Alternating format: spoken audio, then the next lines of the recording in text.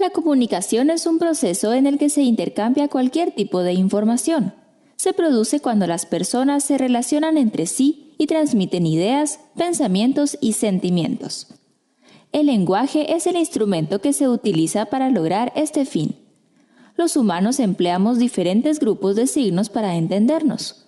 Al sistema de signos usado por un grupo para comunicarse se llama lengua o idioma. Al uso que se hace de la lengua se le conoce como habla. La comunicación no se limita a medios lingüísticos únicamente.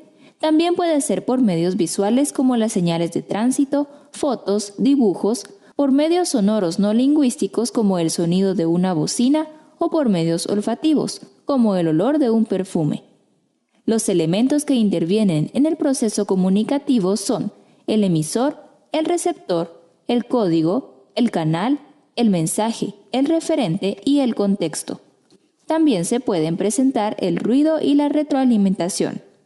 Veamos un ejemplo.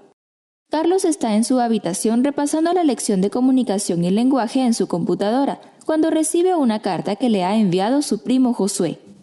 Carlos, quien ya está muy hambriento, percibe los deliciosos aromas que vienen de la cocina donde su madre ha estado esmerándose en preparar un delicioso almuerzo. Pero de repente suena el teléfono y es Roberto quien lo llama para ponerse de acuerdo con el juego de fútbol que están organizando.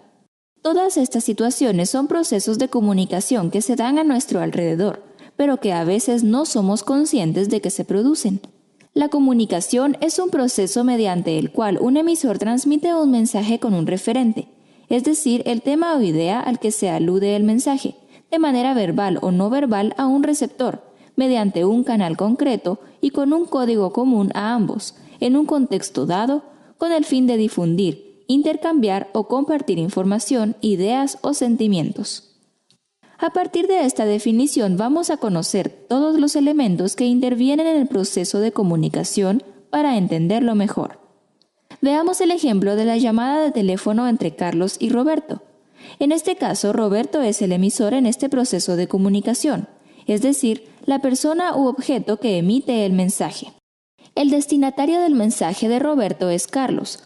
Por tanto, él es el receptor, aquella persona o personas que reciben la información. Carlos tiene que hablar con Roberto sobre los detalles del juego de fútbol que están organizando. Por tanto, ese es el mensaje, la información que se quiere transmitir. El referente es el juego de fútbol. Para que este mensaje llegue al receptor de una manera adecuada, es necesario un camino que una a Roberto y a Carlos.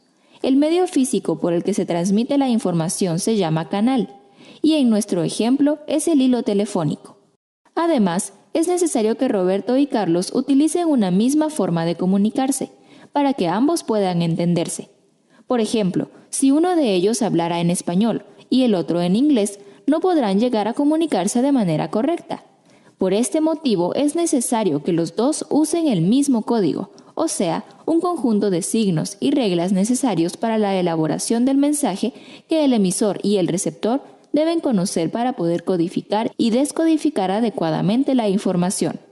Este proceso también se ve influido por la situación o el contexto en el que se produce el acto comunicativo. Además, pueden darse interferencias o ruidos, entendiendo estas como cualquier perturbación que sufre la señal en el proceso comunicativo, ya sea por problemas en la línea telefónica o por la afonía de uno de los dos interlocutores, por ejemplo.